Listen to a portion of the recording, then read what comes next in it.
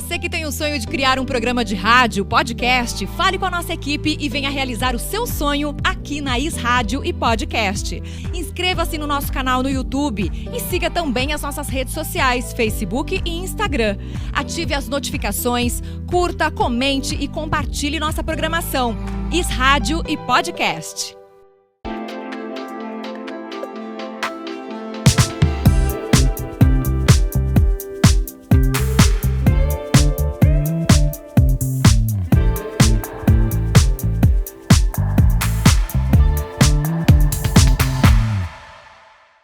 Muito boa tarde! Feliz Ano Novo! Segundou com um ano diferente? 2024 já chegou. Como é que você passou do ano passado para esse? Espero que tenha passado muito bem, em excelente companhia. E a gente começa com o pé direito, o nosso Além da Saúde Podcast. 1 de janeiro de 2024 e a gente preparou alguns programas, alguns trechos de programas que foram especiais. Todos os episódios foram, né? Foi muito difícil a gente escolher, mas escolhemos alguns trechos para vocês acompanharem nesse dia 1º de janeiro. E é claro, se você gostou, não é, de gostar de algum tema e quiser saber mais, quiser acompanhar o episódio na íntegra, é só você acompanhar o nosso YouTube da Is Rádio Podcast e o meu YouTube pessoal também, Fabiana Fatoretto. Assim você vai ter o episódio completo, vai poder acompanhar todos os detalhes. E eu já começo, não é, esse programa de 2024 desejando a você e a sua família muita prosperidade, muita saúde, que é o mais importante. O resto a gente corre atrás. Fique agora com esses trechos super especiais do nosso Além da Saúde. Doutora Thaisa Cato Bertolini, nossa convidada de hoje, fisioterapeuta pélvica, consultora em amamentação, personal baby, vai falar com a gente sobre a importância da região pélvica na saúde da mulher. E se você tiver alguma dúvida, você participa com a gente também, mandando as suas perguntas pelo nosso chat, tanto no Facebook quanto no YouTube, tá? Doutora Thaisa, acho que é importante a gente começar falando sobre a importância da região pélvica. Não é realmente? Qual é essa importância da região pélvica para a saúde da mulher? O que tem nessa parte do nosso corpo que é tão importante para a mulher e que às vezes passa batido, principalmente nesses dias tão corridos, né? Aí, sempre que me perguntam isso, eu gosto de voltar com uma pergunta para qualquer mulher que me faz isso. Você vai no cabeleireiro? Sim. Né? A gente faz maquiagem? Faz manicure? Também. Pedicure? Sim. Né? Algumas mulheres não fazem isso, mas aquelas que vão na academia para cuidar do corpo, também, né? Uhum. Ou aquela mulher que não tem tempo de ir para academia, mas fala, eu vou sair dar uma caminhada. Sim. A gente faz tudo isso com o intuito de se cuidar, né? A gente vai cuidar do cabelo, cuidar da unha, cuidar do corpo. Nós vamos para os médicos fazer exames de rotina. E aí eu pergunto, alguém já foi numa fisioterapeuta pélvica para fazer uma avaliação da sua região pélvica? Não. Né? Sabe o que tem ali? É uma região que a gente praticamente não pensa, aquela região do nosso quadril, né? A nossa pelve, quem tá, né? O pessoal que está aqui nos assistindo, o que é importante a gente saber? A pelve é a nossa região do quadril. É essa região aqui, né, que vocês estão vendo aí. Olha lá. Esse é o osso do quadril, né, doutora? Esse é o osso do E ali atrás, quadril. Um pedacinho da coluna. Da coluna. Tá vendo? Isso, a coluna, né? E o quadril, tá? O que é importante de a gente ver nessa peça aqui, gente, que eu sempre trago? A parte branca é a parte do osso. Tá. E a parte vermelha é a parte de músculo. Então, sim, nós temos músculos nessa região, né? Então, a gente vai na academia, a gente vai fazer abdominal para ficar com o abdômen bonito, vai fazer exercício para a perna, para o braço, mas e para a pelve? Que ali também é músculo. E esses músculos respondem da mesma forma que qualquer músculo do nosso corpo. Então, se eu vou na academia, enquanto eu estou na academia fortalecendo o meu braço, tá bonitinho. Se eu faço ou não faço para a parte pélvica, é o problema, né?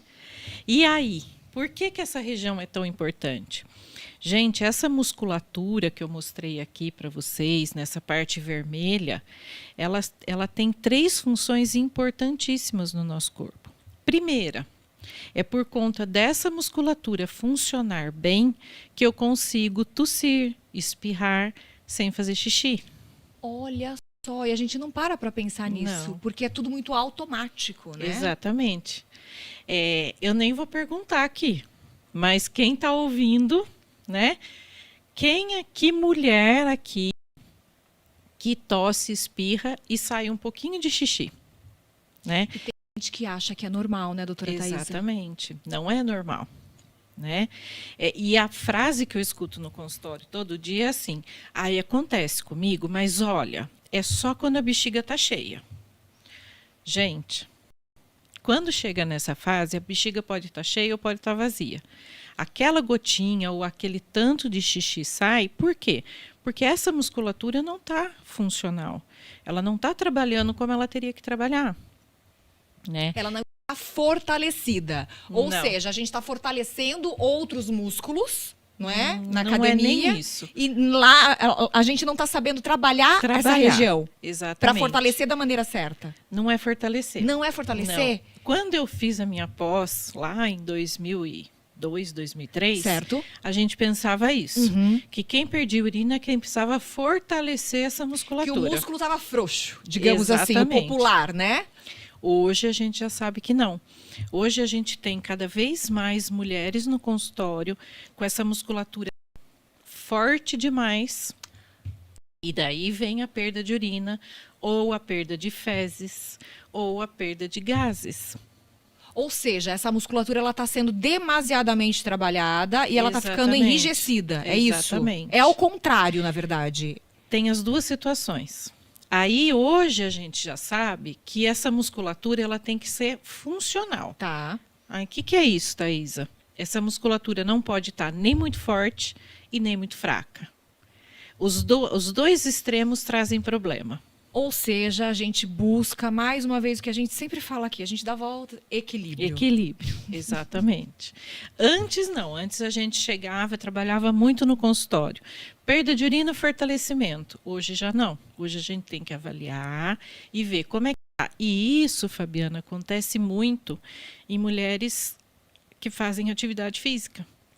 Então, hoje eu tenho no consultório muito mais mulheres cada vez mais jovens perdendo urina.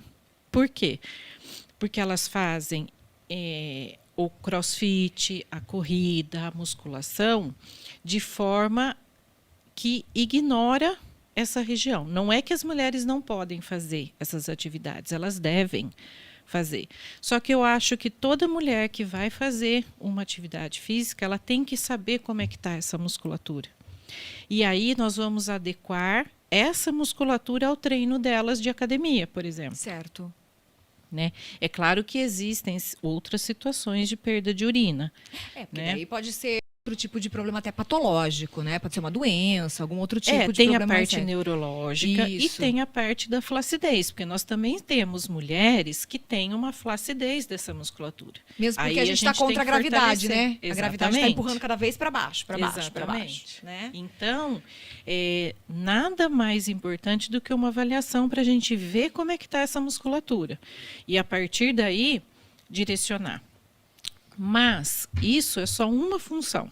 Veja o quanto nós falamos só de uma função. Eu até ia entrar nessa questão, mas para que servem todos esses músculos que você falou que é tão necessário e que desde que você fez a sua especialização, tantas coisas mudaram, não é? Exatamente. E se transformaram, na verdade, não é? Com o conhecimento, Isso. com o estudo científico, a comprovação científica, Sim, não é? Hoje fisioterapia pélvica é comprovada mais do que comprovada cientificamente. Por exemplo, para perda de urina é primeiro o tratamento. Qualquer guideline, qualquer protocolo, primeiro é tratamento com a fisioterapia pélvica, para depois pensar em cirurgia ou não.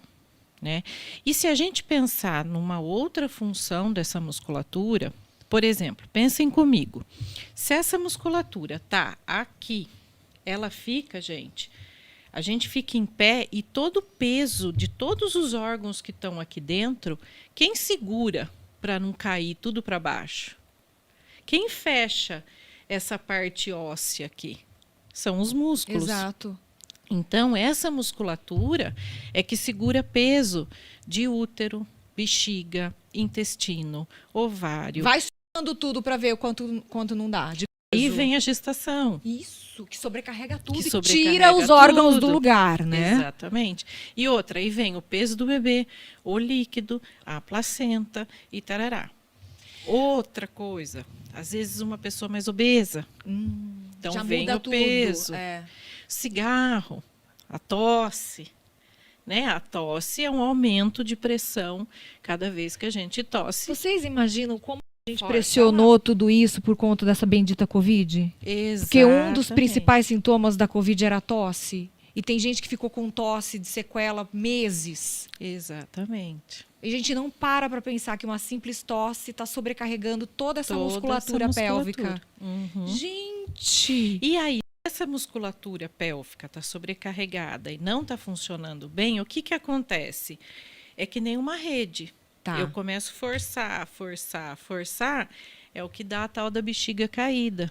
Quem é que aqui nunca escutou que a avó fala, eu tenho bexiga caída? E antigamente se falava muito, porque as mulheres tinham vários partos normais. De tanto forçar no parto normal, de fazer força, a bexiga caiu. Mito. Não é? Viu, mulheres? Por isso que eu falei, porque, na verdade, a gente vai tendo conhecimento ao longo dos anos, né, Thaisa? Exatamente. Conforme os estudos vão aparecendo, né, a comprovação científica. Hoje a gente já sabe que a via de parto, se você vai ter parto normal ou cesárea, é independente para essa musculatura. Por quê? Porque você engravidou. Se você engravidou, a sobrecarga estava lá, né? E uma outra queixa também muito comum. Parece que eu sinto uma bola na minha vagina. Isso é uma queixa do quê? Dos órgãos que estão caindo, né? Então, dependendo do grau da flacidez dessa musculatura, a gente tem que colocar a bexiga para dentro. A gente tem que colocar o útero para dentro. Mas daí já é um caso mais... São casos independentes. Isso. Cada caso precisa ser avaliado. Isso é importante a gente falar, que nessa questão da região pélvica, a avaliação ela é feita individualmente. E você vai traçar, não é, um protocolo específico para aquela mulher, para aquela pessoa. Exatamente. Exclusivo para ela, com a queixa dela, com a condição muscular dela. Né? Outra função muito importante que também gera muito tabu, né, dessa musculatura é que essa musculatura ela é responsável pela nossa resposta sexual. Ou seja, a resposta sexual feminina está diretamente ligada a essa musculatura, estar funcional ou não. É claro que aqui cabe um parênteses, tá? Resposta sexual ela engloba muito mais fatores que somente o físico. Sim, claro. Mas, falando aqui da minha área pélvica, essa musculatura ela tem uma função muito importante na resposta sexual. Tanto para dor, quanto para falta das sensações, que daí seria a flacidez. Então, se você pega uma roda de conversa de mulher, né? E tem aquelas mulheres que falam assim, nossa, principalmente depois do parto, elas falam, e elas acham que é o parto, e não a gestação. Depois que eu tive filho, parece que a minha vagina ficou larga. Isso é muito comum a gente escutar, né? E, gente, não é que ficou larga, é músculo. Se a gente não trabalha músculo, a gente não tem o músculo respondendo. Ele vai ficar flácido. Ficar flácido. E o contrário também pode acontecer, que é um outro tabu. Certo. E isso eu acho importante a gente falar para mulheres, que são aquelas mulheres que sentem dor na relação sexual. Por quê? Porque essa musculatura está muito contraída. Digamos, travada mesmo. Travada mesmo. E aí é aquela coisa que você falou, acha que é normal. E não é normal sentir dor, gente. Porque é a experiência dela, né? Exatamente. E acaba se arrastando não é? E tendo problemas, às vezes, até psicológicos, emocionais por conta disso. E problema de casal, né? De relacionamento. Mesmo. Porque não consegue se relacionar. Eu já vi casamentos acabarem por conta disso. Exatamente. Mas Fabiana, é assim. Acontece. Por conta da vergonha de não conseguir se abrir com o parceiro, de não conseguir buscar ajuda. E a dificuldade até de se abrir com o profissional. O profissional tabu. médico, profissional. E engraçado que a gente trabalha tanto, não é, para trazer esse conhecimento, mas infelizmente a nossa sociedade é uma sociedade que não abraça muito essas causas. E dependendo do termo que a gente fala, a pessoa faz... Exatamente. Nós não estamos aqui para incitar nada. Nós estamos aqui simplesmente para esclarecer e informar. A informação correta. Porque muitas mulheres, a gente estava até conversando antes de iniciar aqui o Além da Saúde, e a doutora Thaisa estava me falando que as mulheres vão lá onde? No Dr. Google. Exatamente. E digitam lá. O que é tal coisa, né? E vai aparecer o que precisa, aí acaba tendo a fisioterapia pélvica como opção, e daí a pessoa vai procurar onde tem a fisioterapia pélvica aqui na cidade e acaba encontrando a doutora Thaisa. Outra coisa que acontece também, eu acho importantíssimo falar. Existem casos em que as mulheres têm dores nessa região pélvica e que não têm vida sexual ativa. Não consegue. Não tem. Vamos supor, quantas viúvas eu já não atendi? Entendi. Ela já não tem mais vida sexual ativa. Exatamente. E continua sentindo dor. E tem dor espontânea. Tá. Né? Então, não é dor somente no ato em si. Exatamente, na intimidade. Mas ela pode ter dor nessa região, mesmo sem ter uma vida sexual ativa. E não tem necessidade de sentir dor. Não. Tem como fazer uma avaliação, um tratamento. A dor nunca é normal. Né? Partimos daí, né, doutora? Partimos daí. A dor não é normal, perder urina não é normal, perder gases não é normal. Sabe aquela situação que você está com as amigas dando risada e aí vem a vontade de espirrar, a mulherada dobra a perna, né? Isso não é normal, gente. Por quê? Porque é uma região de músculo. Os músculos nasceram para ser trabalhados. Uhum. Como a gente tem que trabalhar braço, perna, pé, abdômen, tem que trabalhar pélvico. Doutor Leonardo, vamos começar. É verdade que a cirurgia plástica das mamas é uma das mais procuradas ainda hoje em dia? Eu acho que ela se alterna muito entre a lipoaspiração e a cirurgia de mama. Eu acho que elas estão mês a mês brigando uma pelo lugar da outra, mas ainda acho que a cirurgia de mama tem tido um aumento interessante agora, porque se diversificou muito as coisas que se fazem com as mamas. Se coloca a prótese, tira a prótese, reduz a mama. Isso de uma forma o público tem um acesso maior a vários tipos de resultados, várias técnicas, várias informações. Então, acho que ela deu uma expandida nos últimos anos. Agora, doutor Leonardo, tudo isso também tem um papel, não é? A mama, ela tem um papel, uma representatividade muito grande para a mulher nessa questão da feminilidade, não é? Do amamentar, do maternar, de ser realmente, não é? É um símbolo da mulher, as mamas. Em torno disso se cria também, não é, essa vontade de ter sempre as mamas mais bonitas e, no caso, o cirurgião plástico pode contribuir e muito nessa questão, né? Eu acho que para a mulher por mais falar, eu quero uma barriguinha tanquinho, a mama realmente representa muito para a mulher, a feminilidade, é onde ela amamenta, então isso é uma coisa que já vem há muitos anos, né? Vem assim, anos assim, séculos, dos gregos, dos troianos, você já via muita referência disso na história. Agora, uma mulher hoje, a gente trabalha com muita mulher que teve câncer de mama. Muita mulher tem câncer de mama. Graças a Deus, a gente vê que esse trabalho do câncer de mama, da detecção, do tratamento é precoce. Então, você tem uma qualidade de vida muito melhor para essas pacientes. O que a gente tem uma satisfação muito boa é aquela mulher que se sente que vai sair mutilada de uma cirurgia, poder ter, não talvez um seio natural, mas ter um seio, ter algo que ela possa se orgulhar. Isso, para mim, que faço muitas dessas cirurgias, é algo extremamente gratificante. Porque daí a gente entra na parte da reconstrução mamária mesmo, né? Porque dependendo do tipo de câncer que essa mulher teve, ela tem que tirar a mama por completo.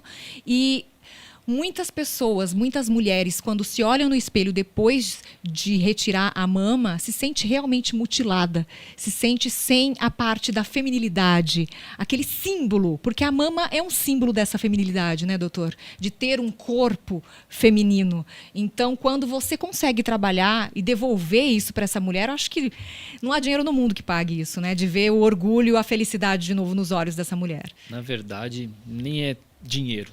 A felicidade dela é algo assim que chama a sua atenção, te cativa, você fica emocionado. Tanto que você vai atender uma paciente que vai fazer uma cirurgia dessa, não adianta só chegar, é isso que eu vou fazer, ponto, tchau. Não. Acho que precisa conversar com ela, explicar todas as etapas que ela vai passar, explicar o porquê ela vai fazer aquilo, para que ela tenha um resultado melhor. Eu sempre falo para todas as pacientes, quanto mais otimista, melhor o seu ganho, melhor o seu resultado. Isso é verdade, concordo plenamente. Agora, a tecnologia dentro da cirurgia das mamas mudou muito nos últimos anos, doutor? Mudou.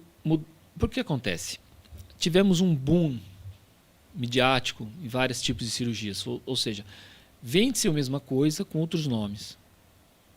Mas isso leva à tona ao que a pessoa vê que existem outras possibilidades de fazer outros tipos de técnicas cirúrgicas, ou empregar outros materiais que realmente estão melhorando a qualidade das próteses, a qualidade do tempo da duração dessa cirurgia. Quando eu falo duração, é o tempo que essa mama vai se manter no lugar. Na vida, tudo cai. Estamos contra a lei da gravidade. A gravidade sempre empurrando para baixo. Não tem como, né, doutor? Não tem como. Não tem como. Mas muitas tecnologias proporcionam uma sobrevida maior perante a lei da gravidade. Vamos pensar assim. Uhum. Melhoram, como a gente estava falando de mama, reconstrução mamária, né? Hoje existem matrizes sintéticas. Porque quando você faz a mastectomia, o que acontece? A mastectomia que é a retirada da mama, né? A retirada da mama. A sua mama, quando faz a mastectomia, pega um kiwi e vai comer ele de colher. Tira todo o recheio. Então fica praticamente só a pele. A pele, né? Que seria a casquinha do kiwi. Uhum. Então hoje você teria uma mama muito fria, uma mama muito congelada. As técnicas melhoraram muito. Você consegue hoje, por exemplo, usar uma matriz dérmica, uma matriz sintética. É como se fosse uma tela totalmente absorvível para reforçar essa pele por dentro, para não deixar ela tão fina. Então tem muita coisa aí em jogo. E, na verdade, isso traz mais qualidade de vida e também esteticamente o visual fica muito mais perfeito, né, doutor? Fica muito melhor mesmo, fica muito melhor. A gente vê assim, pacientes que têm as mamas menores, você dá uma simetria, porque não é só fazer uma, tem a outra, né? Sim. A outra a gente tenta deixar o mais próximo possível também. Uhum. Então, ela ficaria exatamente igual quando fizesse a mesma cirurgia dos dois lados. Mas não é o objetivo às vezes. Às vezes tem paciente que faz profilático. Tem paciente que tem gene positivo, porque a mãe teve, a avó teve, né? Faz o teste genético, e tem indicação profilática de fazer. Geralmente, essas pacientes que têm a melhor simetria. Ou pacientes que têm mama pequena. Tem uma melhor simetria também. Então, a reconstrução de mama, você tem com resultados bons e ótimos. É um nível que a gente tem que aceitar. Por isso que é muito importante essa conversa com a paciente sobre todas as necessidades dela, porque é tudo muito individualizado. Isso é importante as pessoas saberem, porque quando a gente pensa em cirurgia ou de reconstrução mamária ou por uma simples questão estética de prótese, não é? A colocação de um silicone, gera muita dúvida e as mulheres acabam conversando entre si e acabam comparando. Eu quero igual a sua. E nada nesse meio vai ser igual. Pode ser parecido, mas é importante individualizar todo esse processo, né, doutor? Sim, como eu vou comparar uma pessoa a outra, um corpo ao outro? Mesmo gêmeos idênticos, tem algumas pequenas diferenças. Sim. Então, mas minha amiga colocou 350, eu achei que ficou até pequeno. Agora eu quero colocar 400. Aí você vai ver a amiga tem 1,80 m, fisiculturista, e ela está só na batatinha frita e tem 1,60 m. Acho que a gente não pode pensar, uma fez, vou fazer igual. Uma coisa que a gente tem muito legal hoje em dia é que as próteses, elas mudaram um pouco. Antes elas tinham uma base muito, muito larga e uma projeção mais baixa. E ao longo do tempo foi mudando. Então, a gente tem próteses mais estreitas, ou seja, não vai te alargar no tórax. A base dela é menor. Não vai te alargar no tórax, vai projetar a sua mama, te dar mais colo. E entre algumas marcas, você ainda pode brincar com isso, ou seja, mantendo a mesma base, aumentando projeção, fazendo mamas com tamanhos diferentes, que causa, tem uma mama maior de um lado, menor do outro. Que é muito comum, porque um lado nosso nunca é igual ao outro. Muito a gente tem uma assimetria natural aí que acontece. Faz parte, às vezes não só de quantidade de glândula, mas também de caixa torácica, o tórax é um pouco mais para frente, um pouco mais estreito. Então, você consegue... Tem uma quantidade de modelos que a gente pode usar. E cada modelo tem uma indicação. Por isso que você não pode sair fazendo igual para todo mundo. Tem que não é receita de bolo. Não é receita de bolo. Né? Tem que individualizar. Por isso a importância de se passar pela avaliação, pela consulta prévia com o profissional. Escolher um profissional que você tenha, não é, essa identificação. Porque rola isso, essa identificação. Você gosta do profissional, você vai ver os trabalhos dele também, quer ver como é que foram alguns trabalhos, é normal isso. Vai perguntar se ele é membro da Sociedade Brasileira de Cirurgia Plástica, porque eu já conversei com o Dr. Leonardo Stella sobre isso em outras oportunidades, em outras entrevistas que tive o prazer, não é, de fazer com ele, e ele salientou muito bem essa questão, e nós não temos que ter vergonha, porque é muito importante que o profissional seja da Sociedade Brasileira de Cirurgia Plástica, não é, doutor? Isso é extremamente importante, que pelo menos que ele tenha um título reconhecido pela Associação Paulista de Medicina, né, que hoje tem um código, RQE, que é um número a mais. Tem o CRM e tem esse código para falar que ele tem um título e onde que é esse título. Isso é muito importante. A gente estava falando um pouco antes de começar aqui, né? A invasão de muitos não profissionais, vamos dizer assim, da área de pessoas que não médicas, se intitulando, não é,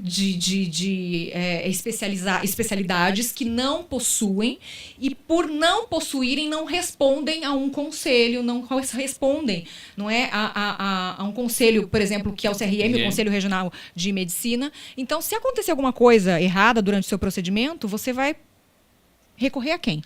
O lance não é só recorrer. O lance é, dá para consertar? E saber se aquele profissional realmente... Porque falar, todo mundo fala, né, doutor? Agora, tem como comprovar, realmente? Ele tem esse título de especialista, no caso? Né? Eu acho assim, você vai fazer um procedimento, você tem que saber o que você vai fazer. Todos os procedimentos podem ter complicações na mão de qualquer um, dos melhores e dos piores profissionais. Mas o lance é, você sabe resolver essa complicação? Você consegue detectar isso em tempo hábil de uma reversão? Eu acho que é uma coisa que a gente tem que... gente, preço não é tudo. Ponderar sempre e conversar. E não ter vergonha. Voltando àquilo que eu disse no início aqui do nosso podcast, a gente tem um poder muito grande, que é o poder, né, da curiosidade, da pergunta. E perguntar traz para a gente conhecimento, e a gente sai, não é, do preconceito, muitas vezes, que a gente acaba adquirindo por não ter o conhecimento devido sobre aquele determinado assunto. Então, a avaliação, a consulta é feita exatamente para isso, não é, doutor? No meu caso, que sou cirurgião, na cirurgia plástica, eu sempre falo ao paciente, a sua cirurgia começou na sua primeira consulta. Exatamente. Ela só termina quando eu te der alta. Porque não é só ir, operar e ir embora, não. Você tem que fazer a consulta, a gente vai identificar quais são os seus pontos chaves, se você tem indicação de fazer isso agora ou não. Porque às vezes até por problemas psicológicos, emocionais, não está no momento certo. Exatamente, exato. Às vezes nem aquilo, às vezes ela nem quer fazer, mas está indo porque o marido fica falando, as amigas ficam falando. Não é legal isso. Olha que importante esse ponto que o doutor Leonardo citou, porque muitas vezes você vai na onda do momento. Outra pessoa, não, vai te fazer bem. Mas como você está se sentindo? Então é importante perguntar para você nesse momento se é isso que você quer. Ou se não, doutor Leonardo, eu quero muito, mas agora não é o momento, eu vou esperar um pouquinho. Ou eu mesmo falo isso. Porque o doutor já tem esse feeling, né? Já acaba percebendo quando a pessoa não está muito bem, né, doutor? E essa questão emocional, ela está totalmente ligada à boa recuperação dessa paciente, né? A boa recuperação, a aceitação do resultado, como a gente falou, não existe resultado perfeito. Então, a aceitação depende do que você quer. Qual o seu objetivo? Eu quero ficar igual àquela. Então, não vai dar para ser igual àquela. Exatamente. Você vai ficar igual a você, de uma outra forma. Você pode ter uma referência, mas referências que sejam parecidas com o seu biotipo. Não tem como chegar, não é? E querer mudar o biotipo. Eu quero aquele tipo de mama. Mas se o biotipo da pessoa é totalmente diferente do seu, como o doutor acabou descrevendo o exemplo. A amiga tem 1,80 m, é fisiculturista, e você só come batata frita e tem 1,60 m. Então, quer dizer, é só um exemplo, não é? A grosso modo, pra gente poder fazer essa comparação, que muitas vezes acontece. Eu acho que acontece até hoje das pessoas levarem as revistas com as famosas pra você, né, doutor? Leva eu quero foto. essa! Eu quero o meu colo assim. Mas espera aí, vamos ver as proporções. Tudo é matemático também, né, doutor? Hoje, a gente tem um acesso muito fácil que não existia anos atrás, Sim. de internet, de fotos, de antes e depois. Mas quem põe lá, quem vai publicar o quê? Só o seu melhor resultado, procurar pacientes mais simétricos possíveis. Ninguém vai pôr um resultado, meia boca, esse aqui é mais ou menos. Por quê? Vai desestimular, porque eu só vou naquele que só põe bom resultado. Aquele que me promete tudo que eu quero. Não dá para prometer tudo. Nem tudo que a gente quer fazer a gente consegue. Na verdade, a gente tem que partir da realidade que a gente tem para construir o melhor resultado, né, doutor? Com certeza, Sempre. tem que estar bem ciente disso. Por mais que a gente tenha coisas novas, avançadas, continuamos sendo seres humanos. Agora, Leonardo, não adianta também se submeter a uma cirurgia, não é? A gente está falando de mamas aqui, uma reconstrução ou uma mamoplastia, não é? Vai tirar o excesso de pele, que a mama já está caída por conta do efeito da gravidade, da velhice, porque já amamentou, não é? A mama cresceu, aí diminuiu, aí sobrou pele, enfim, vai lá fazer uma mamoplastia, vai tirar o excesso de pele, vai colocar uma prótese de silicone, mas a atividade física ainda continua sendo necessária, doutor? A atividade física, não sei se para a mama em si vai ser o importante para você, por exemplo. Eu estou acima do peso. Eu quero um exemplo muito legal que a gente tem muito no consultório isso, então faz a gente pensar um pouco qual lado seguir. A pessoa me procura e fala, olha, eu sei que estou bem acima do peso, mas eu tenho mamas muito grandes, sempre tive. E eu não consigo fazer uma corrida, me atrapalha muito para fazer as coisas. Se sente incomodada pelo muito tamanho das mamas. incomodada por peso e tudo mais. Aí eu vou falar o quê? Vai emagrecer para fazer? Ela já não vai conseguir fazer isso, porque ela com certeza já tentou fazer isso várias vezes. Então eu falo, é diferente se fosse uma cirurgia de abdômen. As indicações são diferentes. Aí que eu vejo, então o paciente, eu converso muito. É aquela hora, vamos individualizar a consulta, que é muito importante. Então, assim, a gente pode seguir alguns caminhos. Você realmente pode tentar emagrecer para ter uma qualidade, ter um resultado melhor, mais bonito, mais duradouro. Ou a gente pode fazer assim, que tenho certeza que isso vai te dar um up para que você emagreça depois. Mas lembrando que as mamas podem cair, porque se você emagrecer, a mama vai diminuir também. Isso não tem como, a mama é feita de glândula e gordura. Eu tenho uma aceitação muito grande dessas pacientes e vou ser sincero, muitas mudam, viram pessoas totalmente irreconhecíveis, ficam totalmente fitness. Outras me falam, doutor, eu estou muito bem, é só isso que eu precisava. Olha lá. Então, é aquele negócio de individualizado, de saber qual era a real necessidade dela mesmo, né, para aquele momento. Porque às vezes ela fala, tem paciente que emagreceu lá 20 quilos para fazer a cirurgia. Eu falei, cara, você merece um abraço. Merece mais do que uma cirurgia. Mas tem gente que, não, eu acho que eu vou melhorar quando eu fizer, porque na mama dá para você ter essa facilidade de trabalho com peso. Num abdômen já fica mais difícil, numa lipo. Mas numa mama dá. Então vamos fazer. Você vai melhorar depois? Você vai ficar mais feliz? Sabe que isso vai te dar um estalo para você mudar de vida? É uma tentativa. Às vezes eu estou com dor de cabeça, eu tomo um remédio para dor de cabeça. Será que se eu ficar quieto, sozinha não vai passar? Pode ser que passe. Pode ser que passe, pode ser que piore. Então, vamos tentar. Sabendo das consequências. Pode ser que essa mama vá cair, que não afete nada, mas vai ter a mama menor. O que há de novo na dermatologia, Dr. Guilherme Gonçalves Ferreira, dermatologista junto com a gente. Vamos começar falando do envelhecimento da pele. A gente não gosta muito desse termo, né, doutor? Mas envelhecer, todos nós vamos, faz parte do processo. Envelhecer já foi, né? Agora, tem uma outra questão. Envelhecer quer dizer que a gente está vivendo. Sem dúvida. Agora, como como nós vamos envelhecer. A gente chegou numa parte da medicina que a gente pode escolher como a gente vai envelhecer também, não é, doutor? Sem dúvida. Era um prazer de novo te encontrar. Parabéns pelo podcast. Gratidão. É um prazer estar com vocês também, podendo trazer um pouquinho mais de informação. E esse é um tema que eu acho que é um tema que eu sou apaixonado, é um tema muito bonito, porque, na verdade, ele é um tema do futuro e é um tema que eu tenho certeza que vai ser uma medicina regenerativa, pensando no envelhecimento muito do futuro. Eu acho que antes da gente falar sobre tudo que existe de mais moderno, a gente tem que pensar assim, no envelhecimento como total, né? Então, o que é o envelhecimento, na verdade? É uma mudança tempo-dependente em que vai trazer um prejuízo na função e na reprodução de todos os organismos, levando a um aumento da morbidade, que é a chance de você ficar doente de qualquer doença, e de mortalidade também. Você sabe que 90%, né, da população acima de 65 anos de idade tem alguma doença crônica, por exemplo, diabetes, hipertensão, doença vascular, cardiovascular, osteoartrose, osteoporose e câncer. Então, esse envelhecimento, por que ocorre então? E a ciência foi atrás e hoje a gente tem esse conhecimento, porque primeiro você precisa conhecer para depois você ter um arsenal de tratamento que faça sentido. E na dermatologia, a gente saiu de anos atrás, né, onde se colocava, por exemplo, você perdia ácido hialurônico, você perdia colágeno e a gente tentava colocar através de seringas, dando volume e naturalmente isso, com o passar dos anos e com a necessidade de maior volume no rosto, as pessoas começaram a se questionar se muito preenchimento de rosto faz sentido hoje em dia.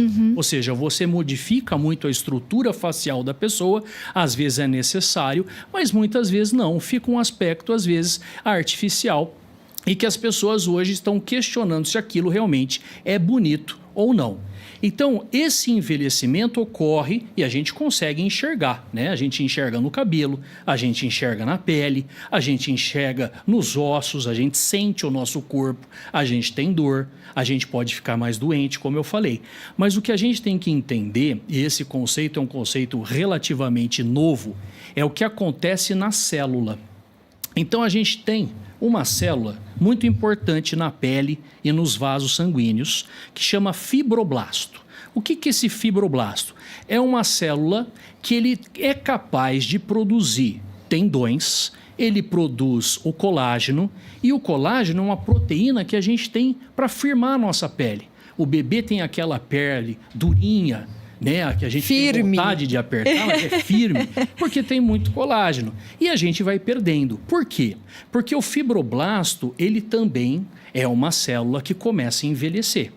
E ao envelhecer, ele perde a capacidade de produção de colágeno e, além disso, ele ocorre uma transformação estrutural no DNA e ele perde tanto a capacidade reprodutiva e ele perde estruturalmente no DNA, tanto na estrutura quanto no formato. E ele fica uma célula que a gente fala de senescente, do termo senescência. E esse termo é o que a ciência tem de mais moderno a oferecer, porque a senescência, a partir da descoberta que existe uma estrutura, uma modificação de estrutura e de tamanho do DNA, a gente consegue entender que essa célula, ela fica como uma célula zumbi. O que é uma célula zumbi? Ela fica envelhecida e ela contamina outras células que estão ali, ainda jovens, mas ela produz substâncias inflamatórias que vão contaminando a sua pele. E na pele a gente enxerga como? Através de pele seca, perda da firmeza. Inclusive, o doutor Guilherme mandou uma imagem que exemplifica muito bem isso. Olha lá. Exato. Quando, de um lado, o rosto dividido ao meio. De um lado, a pele bonita, hidratada, viçosa. E do outro lado, a pele já envelhecida. Tudo que a gente vê de envelhecimento de pele. Então, pele seca, as rugas, a pele mais fina, a perda de capacidade de barreira que a pele tem, ela não tem mais a mesma capacidade de proteção que outrora ela tinha quando jovem. Então isso a gente enxerga na pessoa, né? A gente enxerga em nós mesmos, envelhecidos, mas a gente tem que enxergar na célula. E aí é que vem o arsenal mais moderno que eu vou falar, que é a nível celular, é a nível molecular. Ou seja, de muito profundamente de dentro para fora. E trazendo um aspecto muito mais natural do que antes a gente colocar várias injeções ou vários produtos injetáveis no rosto, que às vezes modificam muito a pessoa e muito, até parecia um paradoxo, porque eu observava algumas pessoas que tinham muitos preenchimentos no rosto ou uma quantidade de volume de preenchedor que parecia mais velha do que realmente a idade dela. Olha só. Ou seja, de tanta intervenção, às vezes a pessoa parecia um aspecto mais envelhecido. Ou seja, o procedimento tinha também um efeito rebote. Parecia que você precisa, todo mundo envelhece e todo mundo muda. Então, assim, nós vamos envelhecer e essa questão de mudança, ela está muito mudado, ele ficou muito mudado. Se a gente não fizer nada, a gente também vai mudar. Exato. E se a gente fizer, a gente também vai mudar. Então, a mudança, na verdade, ela tem que ser algo para melhor. E partindo daquele conceito da naturalidade. Exato, também, né, doutor? Porque às vezes a mudança não ficava melhor. Ela ficava com um aspecto que parecia um pouco mais envelhecido ou completamente diferente do padrão original. Inclusive tem uma outra imagem que o nosso querido técnico Wesley Almeida vai colocar pra gente. Quem estava na live de aniversário na última sexta-feira pôde conhecer o Wesley, porque ele apareceu, não é? A voz muda do além. Falou e apareceu, gente, ó, deu o ar da graça. O doutor Guilherme falou um termo senescência, já aqui numa explicação, e a gente vai colocar o conceito de senescência na tela para você acompanhar junto com a gente. Olha lá. Então, ali você vê, né? Aquilo que eu falei, as células senescentes, ou tem gente que chama de célula zumbi. Por que célula zumbi? Porque ela fica ali no tecido, ela fica, por exemplo, na parede do vaso sanguíneo, ou ela fica na pele, e ela vai liberando substâncias que causam uma inflamação crônica, e essa inflamação contamina as células mais jovens, fazendo com que elas percam a regularização e fazendo com que elas também se comportem de uma maneira diferente, como se fosse um zumbi transmitindo, sei lá, as coisas que o zumbi transmite. Coisas ruins, tóxicas, não é? Então, essas células também fazem isso. Elas contaminam as demais e as demais também começam precocemente a perder a capacidade de reprodução e de produção. Zumbi porque elas ficam paradinhas ali. Ficam ali. Ou seja, não fazem o papel que elas deveriam, não desempenham mais o papel que elas deveriam desempenhar, que é aumentar, ter essa proliferação, exatamente, né? Então, qual que seria, então, baseado nisso, qual que é o segredo, então? Temos que bloquear as células zumbis. Como? Próxima imagem, a gente vai falar sobre nutrição. E a gente vai colocar na tela para você acompanhar todo esse esquema junto com a gente. Tá com alguma dúvida? Perdeu alguma coisa? Quer fazer alguma pergunta? Manda pra gente no nosso chat. Não tenha vergonha, porque muitas vezes a sua dúvida é a dúvida de várias outras pessoas e todo mundo sai ganhando. Tanto no Facebook quanto no YouTube. Tô aqui de olho. Se eu perder alguma coisa, o Wesley me ajuda e a gente vai tocando o barco aqui pra responder pra vocês, tá? Coloca pra mim, então, por favor, Wesley, a próxima imagem. Intitulada aí Nutrição. Por quê? O que a gente come faz toda a diferença, doutor? Hoje eu tenho total certeza de que parte do que a gente pode fazer de bom para a nossa saúde é escolher e ver o nosso prato do dia a dia. E saber as escolhas que a gente tem para fazer. Então, por exemplo, todas essas substâncias que estão ali, né? O café, o morango, as frutas vermelhas, as sementes, os grãos, o cacau, o café, eles têm muitas substâncias que já há muito tempo é estudado na medicina, que são os polifenóis. Por exemplo, no vinho e nas uvas de casca escura, a gente tem o resveratrol. E o resveratrol foi muito tempo utilizado na medicina, até hoje ele é, como sendo um antioxidante. O que acontece, mesmo que a gente tenha uma escolha de alimentação correta, que é o quê? Você se afastar do açúcar refinado, se afastar dos carboidratos mais simples, que são tortas, bolos, bolachas recheadas, os pães, macarrão, todas as massas. Você tem uma moderação no consumo desse alimento, tentar afastar um pouco do açúcar, das gorduras. Muito sal. Do sal, do fast food, dos lanches. Isso a gente já sabia. Agora, então, o que a gente vai comer de bom, né?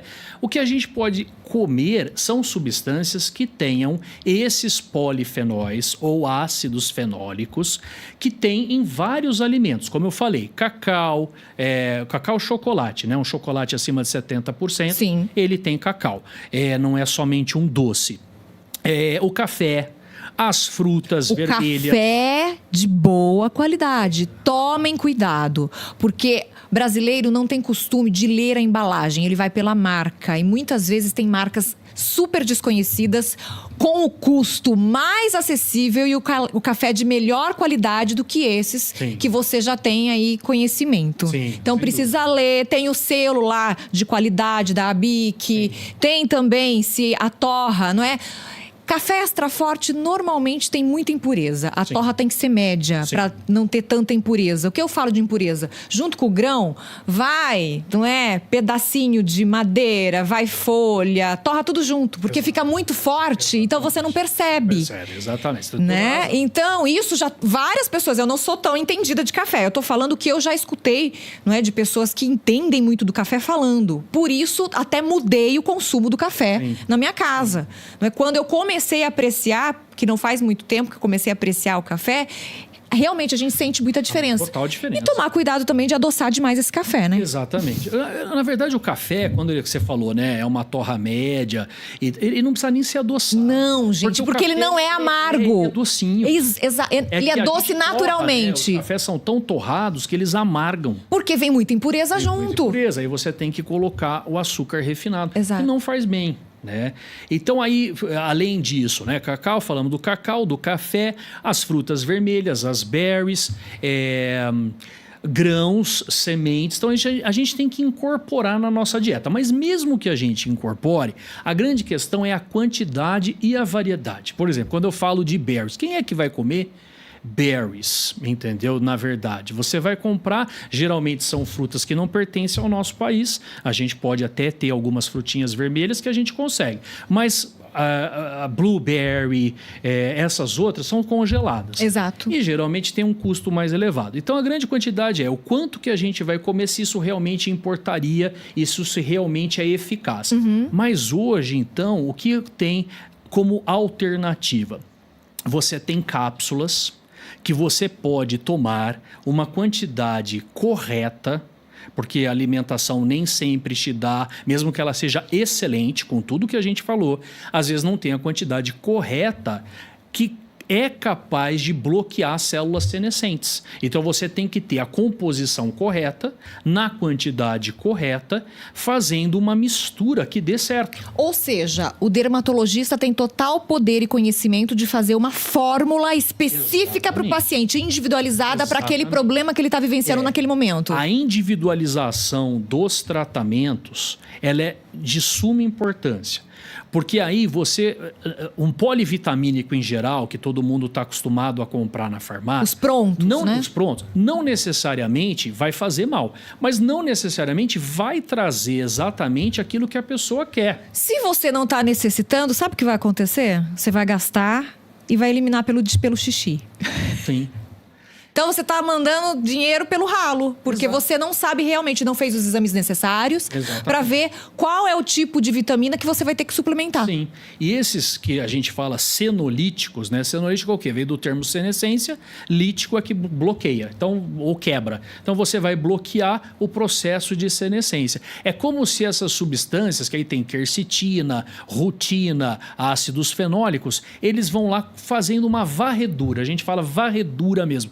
Porque a varredura dá para entender. O que é uma varredura? Você vai tirando, vai varrendo... Vai fazer uma faxina nas células zumbis, e quanto menor células zumbis você tem na sua pele ou você tem dentro do seu vaso sanguíneo, melhor a sua pele vai se comportar, melhor ela vai aparecer. E os vasos sanguíneos, que são importantíssimos para levar o sangue, para levar oxigênio em todos os tecidos que a gente tem do nosso corpo, cérebro, não é só na pele não, cérebro, pulmão, coração, intestino, eles também vão ter uma performance melhor, porque você está varrendo essas células zumbis, melhorando todo o seu processo de envelhecimento. Então é nisso que a gente tem, na verdade, que apostar, porque nós estamos vivendo assim, eu falei, 90% das pessoas acima de 65 anos têm uma doença crônica, mas nós vamos viver mais, nós vamos passar de 100. A longevidade, ela está aumentando. Só que a gente tem que pensar como é que a gente vai estar, e não é só pele firme, a gente tem que estar bem de cabeça, a gente tem que estar bem no coração, para andar. Mobilidade. Né? Você quer viajar depois com seus netos, bisnetos, você tem que ter uma articulação boa, você tem que ter um joelho bom, senão você não vai conseguir usufruir de toda a experiência e tempo que você tem para fazer o que é bom na vida, né? A gente às vezes passa anos trabalhando, anos se dedicando, anos não fazendo coisas que são agradáveis, e quando a gente poderia, na verdade, usufruir, a gente está frequentando o hospital hoje em dia, a gente está em pronto-socorro, fazendo fisioterapia. A gente toma um coquetel de remédios que exato. tratam consequência, não tratam causa.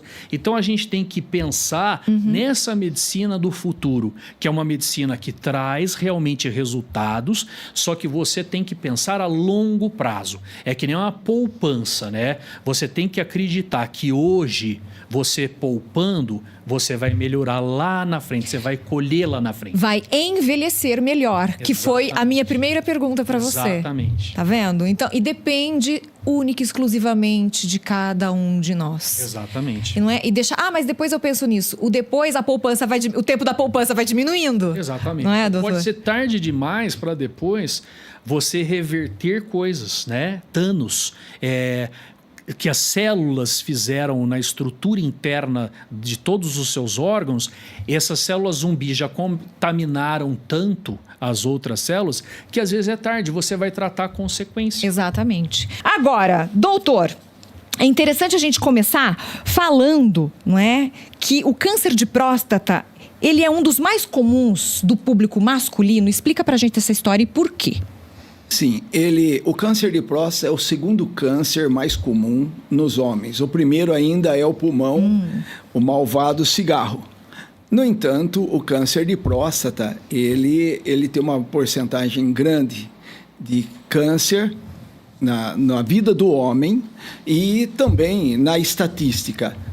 Na vida, como é um câncer que aparece com frequência, 3 homens de 10 vão ter câncer de próstata, e conforme aumenta a idade, aumenta a incidência.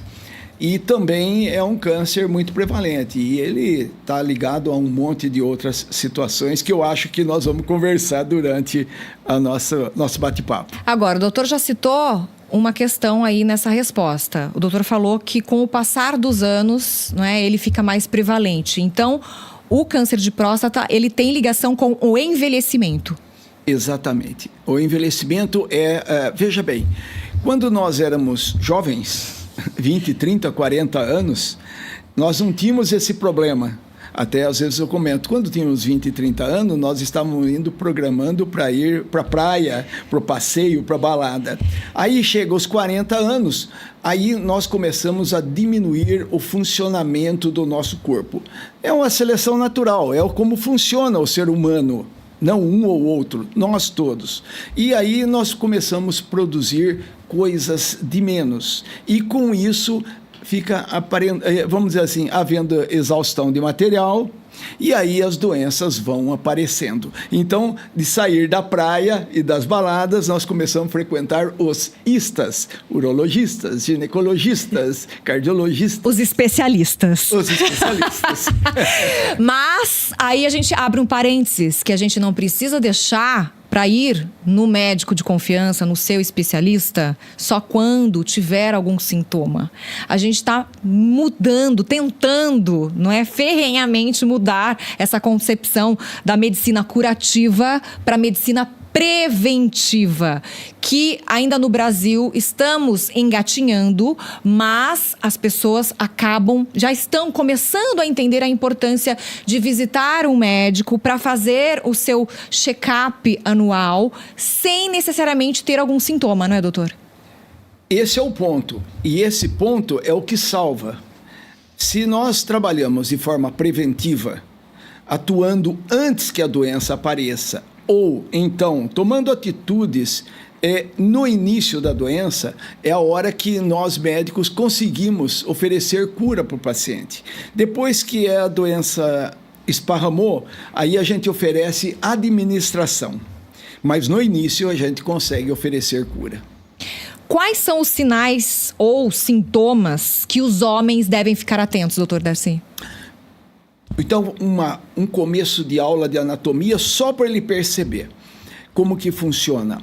A próstata é uma glândula exclusivamente masculina. Só nós, homens, temos. E a função dela é produzir o esperma, a parte líquida. O espermatozoide é fabricado lá embaixo no testículo. Os espermatozoides sobem, se misturam com o líquido espermático e ali, então, essa esperma funciona como alimento e transporte para chegar e fecundar.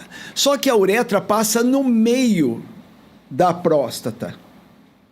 E quando a próstata começa a crescer, ela aperta a uretra. Bom, essa é a anatomia que eu queria dar. Quando começa a apertar a uretra, nós temos dificuldade para urinar. Faz a força e o jato de urina sai fino, fraco e sem pressão.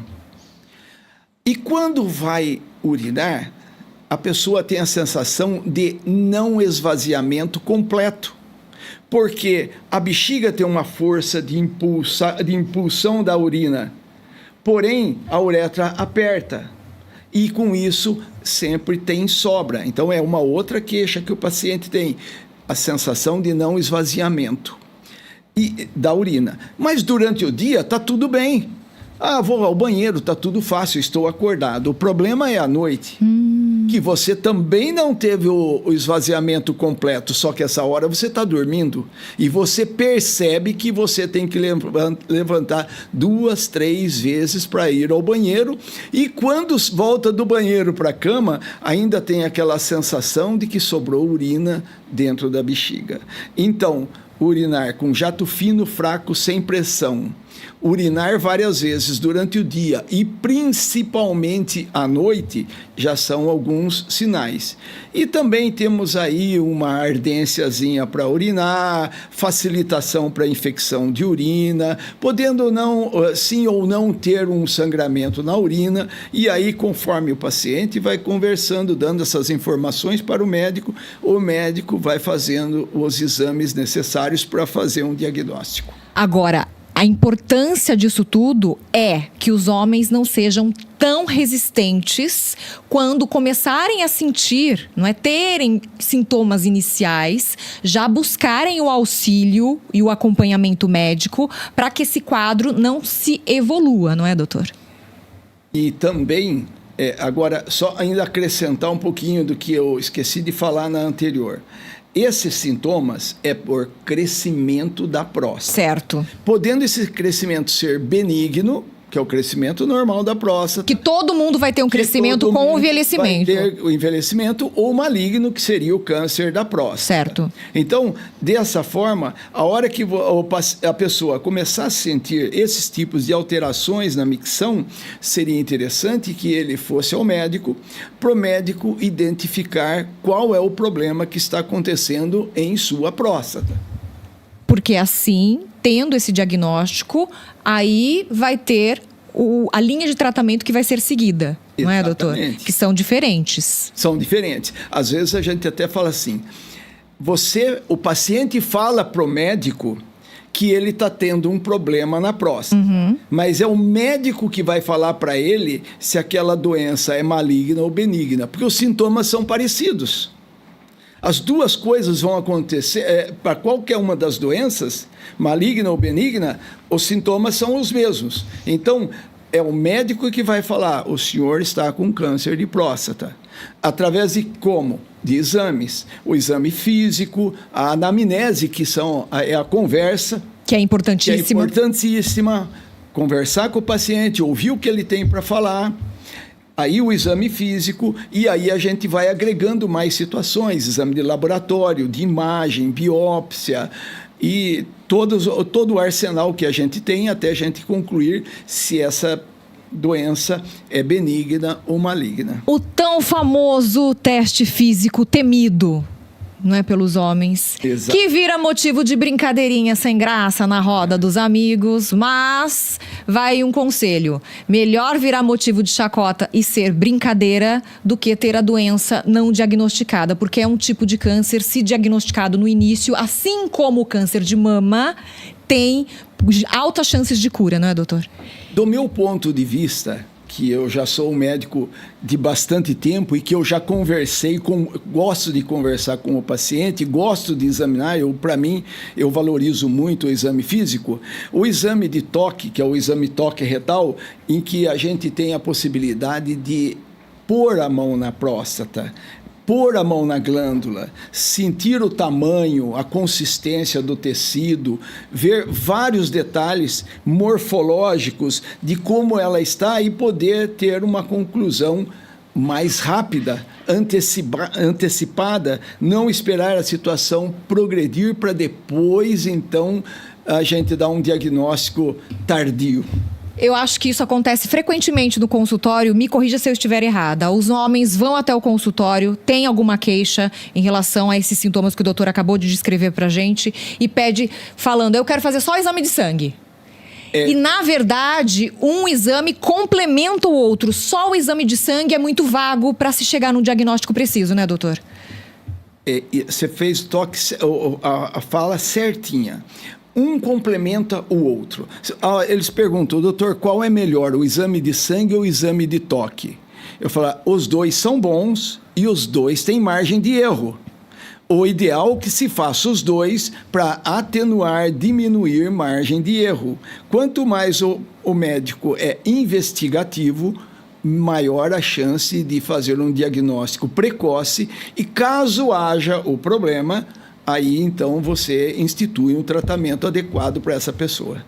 E eu quero lembrar você que está nos acompanhando, nossa audiência, para que vocês sejam os nossos multiplicadores. O que isso significa? Que você compartilhe a nossa live com os amigos, compartilhe nos grupos de WhatsApp, com os familiares, porque mais pessoas vão ter acesso a esse conteúdo que é brilhante, é de ouro, é um conhecimento que as pessoas precisam ter. Parece que a gente sempre bate na mesma tecla, mas ainda tem muitas dúvidas em relação ao câncer de próstata, à conscientização, à prevenção. Dr. Darcy é um profissional incrível, que tem realmente muito conhecimento, muita experiência nessa área e pode, com maestria, ensinar isso pra gente. Eu digo que hoje o nosso programa é uma aula, tá? Então você aproveite e compartilha. Curte também a nossa live, se inscreva nos nossos canais, tanto, né, no YouTube, Facebook, Is Rádio Podcast, nos meus canais também, pelo Instagram, pelo YouTube, fabiana.fatoreto, para você acompanhar os nossos conteúdos, para você ter acesso a tudo isso. E lembrando que a tecnologia é tão maravilhosa que muitas vezes, durante o nosso programa aqui ao vivo, as pessoas não conseguem acompanhar horário de trabalho, correria, enfim, mas ele fica arquivado à sua disposição para você poder assistir, para você poder colocar no carro e escutar quando você quiser, tanto pelo YouTube ou pelo Facebook. Espalhe essa notícia dessa tecnologia para que mais pessoas possam ter acesso a isso também, tá bom? Hoje, conversando com o Dr. Darcy Schiavon de Abreu, urologista, e também trabalha na área da medicina integrativa, falando com a gente sobre o Novembro Azul, um mês de conscientização e de prevenção aí do câncer de próstata. Se você tem alguma dúvida, quer mandar pra gente, os chats, tanto pelo YouTube quanto pelo Facebook, estão aqui abertos para você participar. Tá bom? Doutor, esse tipo de câncer, não é o câncer de próstata, ele tem uma faixa etária específica para aparecer ou não? Usualmente depois dos 40, principalmente se eles têm antecedentes familiares. Ou seja, tem um grau de hereditariedade aí. Isso, tem um grau de hereditariedade, mas tem coisas que também influenciam o aparecimento. 40 anos, a Sociedade Brasileira de Urologia, ela pede para que, quando a pessoa, o homem, tem antecedentes familiares, e bastante, às vezes é pai, irmão, tio, então que ele comece aos 40 anos. 45 é uma boa idade para se começar, mesmo que você não tenha familiares com... Histórico familiar. Eu lembro que antes a gente instituía depois dos 50. Mas o mundo está virando. E eu vou usar talvez uma informação que eu gostaria de falar no final, mas eu vou falar agora. O estilo de vida está influenciando de eu tirar o convite dos 50 anos para o 45. Ou seja, antecipando. Antecipando, porque está sendo mais comum nós encontrarmos câncer de próstata nessa mais tenra idade. Em pacientes mais jovens, né? Porque antes eram 60 anos, a gente pegava... um ou outro, tal, 60 anos, e que dali para frente que ele ficava mais incidente. Mas ele foi abaixando. Hoje, às vezes a gente pega vou pôr a palavra garotão, de 45, 46 anos, porque nos dias nossos agora, 45, 46 anos, é um garotão e começando a apresentar sinais de câncer de próstata. 40 anos, ele viveu só metade da vida dele ainda, estatisticamente falando. Então, ele tem mais metade. E se nós conseguirmos, nós médicos ou medicina, conseguir deixar ele curado, ele vai tocar a vida dele normal, ele vai viver tudo o que ele foi programado para viver. E vai tocar a vida dele normalmente, a vida familiar, social, profissional, vai ver os filhos crescerem, vai ver os netos, porém, o que a gente fala, nos dê a chance, ou seja, fase inicial. E não se esqueça de curtir, de compartilhar, de se inscrever no canal do YouTube da Rádio Podcast, no meu canal pessoal também, Fabiana Fatoretto, que a gente sempre sobe os episódios aqui do nosso Além da Saúde, para você ter mais informação, mais qualidade de vida, informação em conhecimentos que são muito importantes e que ninguém tira da gente. Essa é a nossa maior riqueza, não é verdade? E vamos começar 2024 com mais saúde, apostando, não é, que você pode sim melhorar um pouquinho a cada dia. E na semana que vem estaremos de volta, ao vivo, com um episódio novinho aqui do nosso Além da Saúde. Um feliz ano novo para você, para sua família. A gente se vê na semana que vem. Juízo, mas não muito, tá? Beijo no seu coração. Tchau, gente! Você que tem o sonho de criar um programa de rádio, podcast, fale com a nossa equipe e venha realizar o seu sonho aqui na Rádio e Podcast. Inscreva-se no nosso canal no YouTube e siga também as nossas redes sociais, Facebook e Instagram. Ative as notificações, curta, comente e compartilhe nossa programação. Rádio e Podcast.